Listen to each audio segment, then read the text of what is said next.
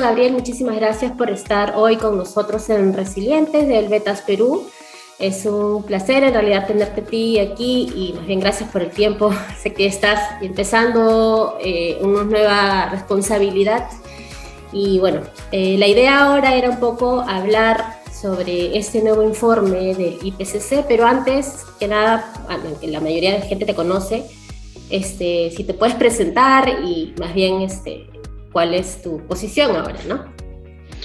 Sí, muchas gracias por la invitación, Musu. Sí, yo soy Gabriel Quijandría, hasta hace poco ministro del Ambiente del Perú, y desde el día de ayer, 16 de agosto, director regional para Sudamérica de la Unión Internacional para la Conservación de la Naturaleza. Y creo que más bien ahora desde tu posición va a ser mucho más fácil, o esperamos poder articularnos de mejor manera, ya que tú tienes ahora un ámbito regional andino, digamos, y el Vetas también tiene varios proyectos que venimos trabajando. Uno de ellos es el de Andes Resilientes al Cambio Climático, que ha empezado recién. Un poco más bien yendo al lado de este informe, el sexto informe que ha lanzado hace poco el IPCC, donde nos dice que, bueno, efectivamente las acciones de los seres humanos han hecho que el cambio climático ya sea una realidad, ¿cierto?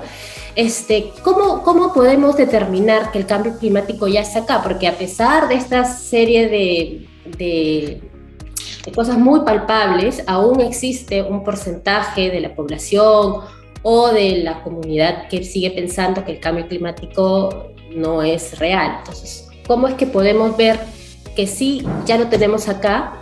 Esa sería la primera pregunta. Y la segunda es, ¿qué retos tenemos en el Perú para enfrentar estos resultados y de cara hacia el futuro, ¿no?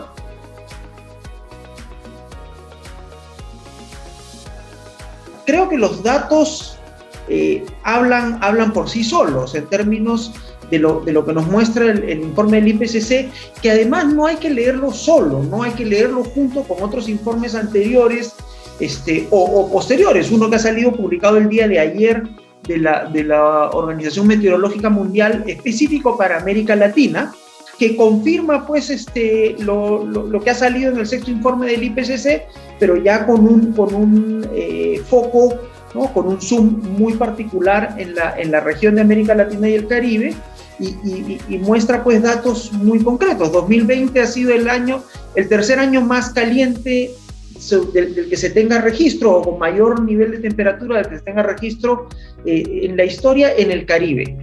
Si en un año además en el cual la actividad económica se contrajo por efecto de la pandemia, igual seguimos arrastrando todo este efecto del calentamiento producido por las emisiones que han venido creciendo pues desde la década de los 50 del siglo pasado hasta la fecha.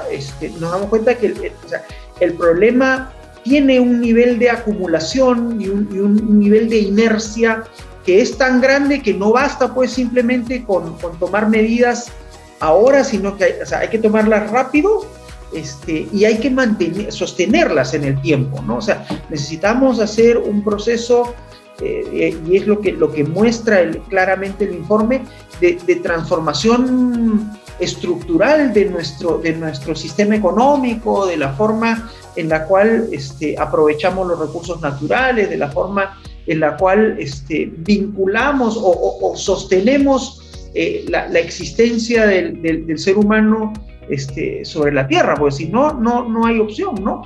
Y frente a estos resultados, o sea, un poco desalentadores, ¿no? ¿Qué hacemos? O sea, el Perú, si bien el impacto de Perú a nivel global es digamos, pequeño, igual todos somos un solo planeta, ¿cierto? Entonces, ¿cuáles son los retos que tenemos como Perú, como país? Bueno, ahora con este nuevo gobierno, pero que ya es un tema de acciones de urgencia ya, ¿no?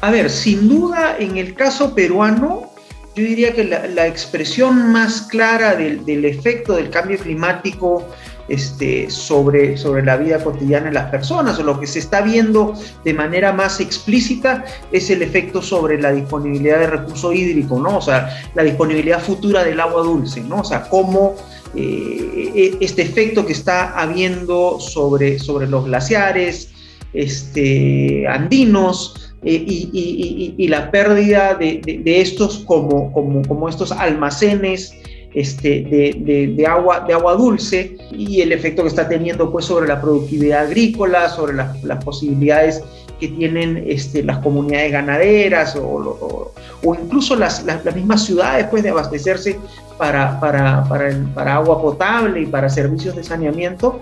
Yo creo que tiene que ser el principal foco de atención en la gestión del cambio climático. Hay una serie de iniciativas que se vienen impulsando desde diferentes sectores, desde el Ministerio del Ambiente, como el caso de la iniciativa Andes Resiliente, ¿no? O sea, que trabaja también en ver cómo incluye la mirada de cambio climático en los procesos orientados a lucha contra la pobreza, por ejemplo, ¿no? Cómo se incluye al Ministerio de Inclusión y Desarrollo Social, a FONCODES también, o sea, se transversaliza la mirada de cambio climático en esta respuesta del Estado frente a los retos de bienestar social, ¿no? O sea, los retos de la agenda social. Creo que por ahí viene el tema principal, ¿no? Del foco de atención inmediata,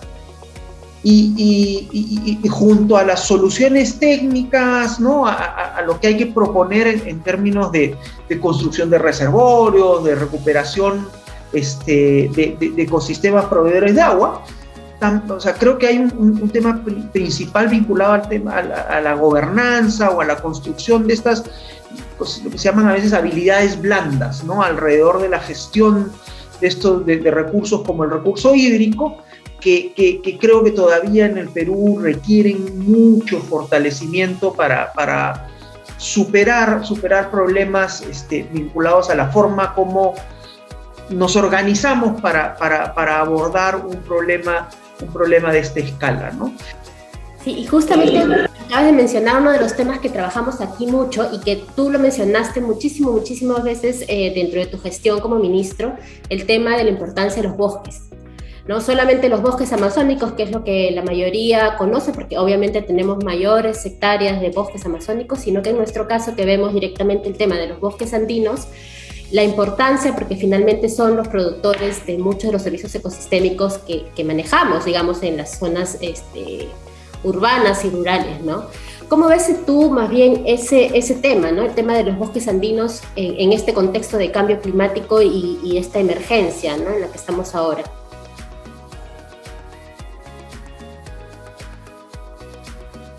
Yo creo que son fundamentales, sobre todo en este esfuerzo que señalé respecto del tema de reducción de la vulnerabilidad, ¿no? O sea, los bosques y principalmente pues esta cobertura forestal que ocurre en esta línea, sobre todo en la línea que separa pues la altura máxima donde llegan los bosques ya en los ecosistemas más altos, es fundamental, ¿no? O sea, el poder en donde corresponda y de manera adecuada actividades de conservación o actividades de restauración de bosques andinos para generar, o para al mismo tiempo restaurar la capacidad de generar esto que llaman contribuciones de la naturaleza, o los servicios ecosistémicos asociados, como la infiltración de agua, como la regulación microclimática, o como la reducción de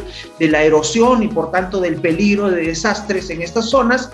Creo, o sea, son elementos absolutamente cruciales en este proceso de asegurar un desarrollo más resiliente, un desarrollo mejor adaptado a las condiciones que el cambio climático va a generar de todas maneras, ¿no? Hagamos lo que hagamos, o sea, aunque tomemos esas decisiones ambiciosas que hay que tomar, igual este efecto retardado que traen las emisiones y el cambio climático igual se van a ver de todas maneras, ¿no? O sea, cuando hablamos de 1.5% o 1.5 grados o 2 grados, estamos hablando que de todas maneras el clima va a ser otro, a como era en la época preindustrial, ¿no? Sí, pues, y creo que más bien el mensaje que finalmente nos queda es de que igual es una cosa que ya lo tenemos encima, hay acciones que debemos tomar y, bueno, verlo como una oportunidad, ¿no? Verle, digamos, el lado que podemos aprovechar más bien para hacer estos cambios, ¿no?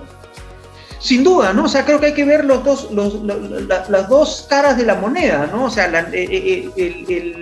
el imperativo de acción, ¿no? Frente a una situación crítica que identificamos, pero también, o sea, verlo como una oportunidad para mover la economía, para reactivar la actividad productiva, para repensar la forma en que la actividad productiva ocurre en estos ecosistemas, para generar un modelo más sostenible de aprovechamiento o de ocupación del espacio y de utilización de los recursos naturales que el que hemos tenido hasta el momento, ¿no? Y en muchos casos aplicando tecnología de punta y en otros recuperando más bien tecnologías tradicionales, ¿no? O sea, viendo cómo poder potenciar a partir del conocimiento actual eso que se conoce tradicionalmente y que ha caracterizado, por ejemplo, a la civilización andina, pues,